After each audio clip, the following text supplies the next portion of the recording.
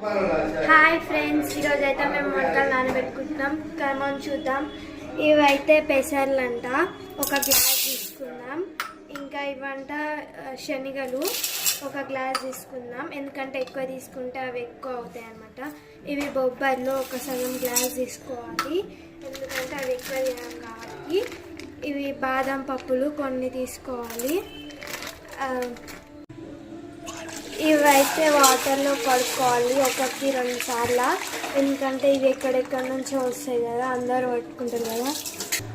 ఇవి ఫిల్టర్ నీళ్ళు అయినా ఏంలే, మామూలు నీళ్ళైనా ఏంలే, ఫిల్టర్ నీళ్ళే కావాలని మనకేం రూల్ లేదా.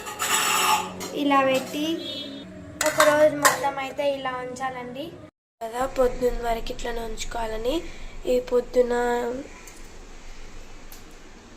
అయితే మళ్ళీ ఒకసారి వాష్ చేసుకోవాలి.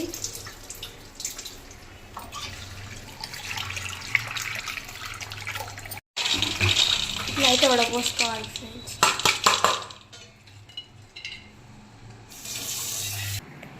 కడిగాక కొద్దిసేపు ఇలా పెడితే వాటర్ అన్నీ ఉట్టిపోతాయి ఫ్రెండ్స్.